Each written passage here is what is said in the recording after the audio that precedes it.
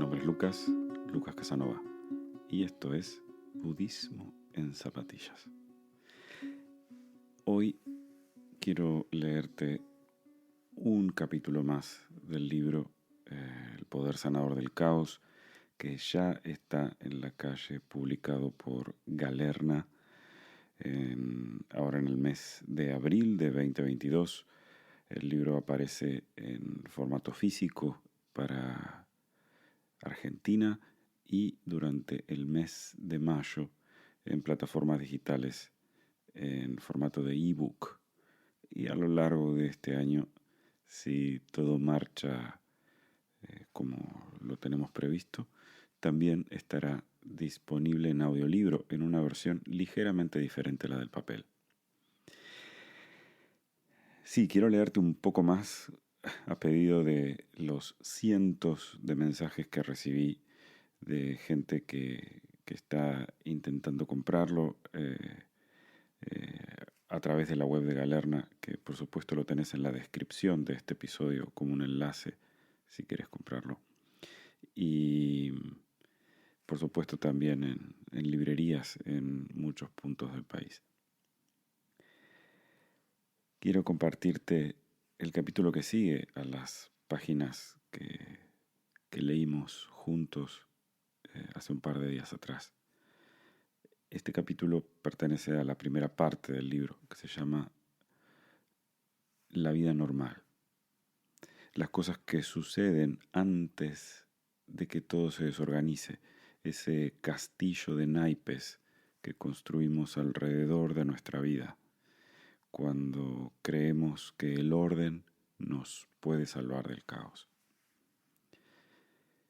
Esto lo escribí en algún momento de 2001, hace ya 21 años atrás, y lo retoqué un poco para que formara parte del libro. Mis notas en aquel momento eran salvajes y muy enfocadas en tratar de sobrevivir en un ambiente difícil. Yo trabajaba en el mundo corporativo y tenía muchas cosas que pasaban por mi cabeza. Te lo comparto. Se llama Amar el orden. Desde chico siempre tuve curiosidad por la forma en la que funciona la mente humana.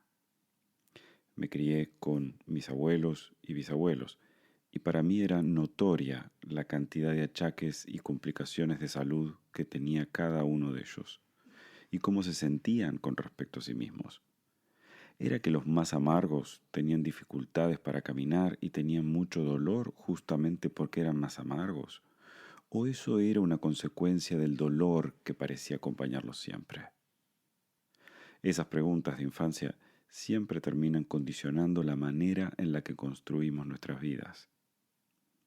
Quizá por eso me dediqué a comprender los mecanismos de la enfermedad y la salud, especialmente sobre cómo factores como la genética, el ambiente, el procesamiento del pensamiento, pueden hacer que las personas se enfermen o puedan curarse a sí mismas.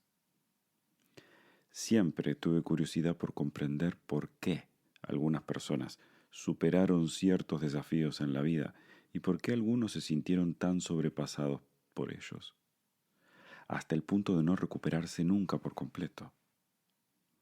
Estas cosas que alteran nuestra vida, como la enfermedad, el desamor, la vida en prisión, las pérdidas o la guerra, crearon caos y fueron realmente catalizadores del cambio para algunos individuos muy resilientes.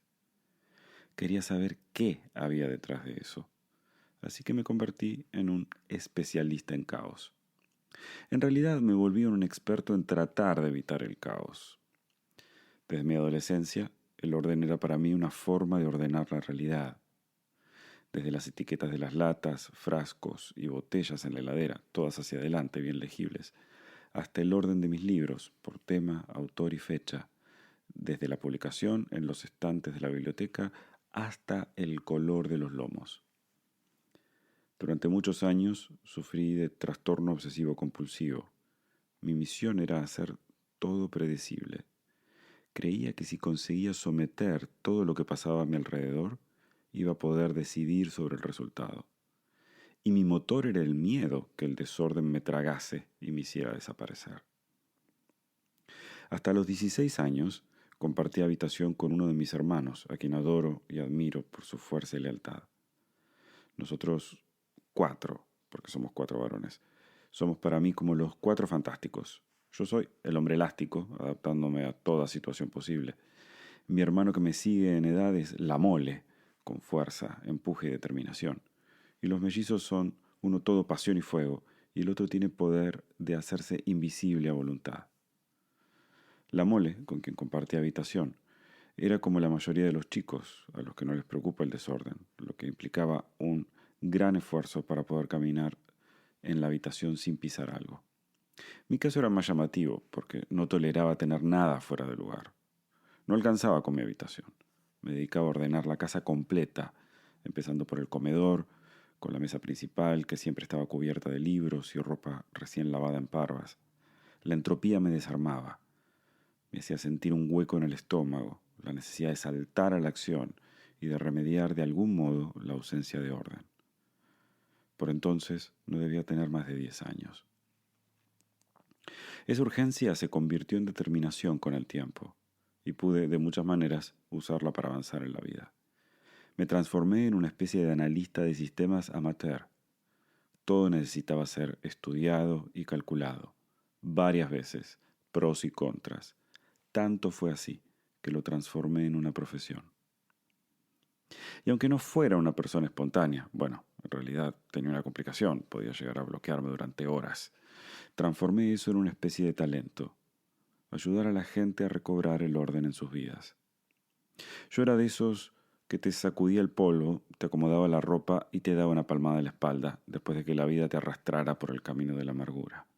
Tu orden era mi orden. Tal vez eso fuera solamente una excusa para poder intervenir en el desorden de los otros de manera lícita. Además, mis padres son ambos ingenieros, por eso yo escuché hablar de las leyes de la termodinámica tanto como de Caperucita Roja. Quizá mi obsesión con el orden o los sistemas cerrados y abiertos no era solo mía, aunque la lucha de ellos contra la entropía haya sido bastante diferente. Chogyam Trungpa Rinpoche, un gran maestro budista tibetano, solía decir: el caos siempre debe considerarse una excelente buena noticia. Recuerdo haber leído esto por primera vez hace unos 20 años en un libro de Pema Chodron, que te cuento que se llama Cuando todo se derrumba y que fue publicado más o menos por esa fecha. Y haber pensado que el budismo seguramente tenía un sentido del humor que yo era incapaz de comprender.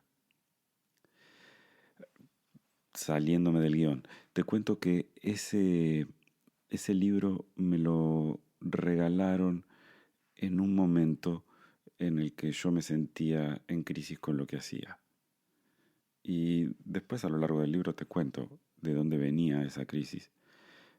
Pero yo creo que ese regalo fue ni siquiera muy pensado, porque era de alguien que no tenía ningún contacto con el budismo, pero que el título del libro le había hecho acordar a alguna reacción mía internamente. A mí me gustaba que las cosas fueran previsibles, que se pudiesen pronosticar, desde el clima hasta los estados de ánimo. Realmente despreciaba la aleatoriedad. El caos era mi enemigo. Para mí la vida sin orden era un fracaso. Como afirmaba mi abuela María cuando salía con las vecinas ahí a la puerta de su casa a tomar el fresco: si quieres hacer reír a Dios, cuéntale tus planes.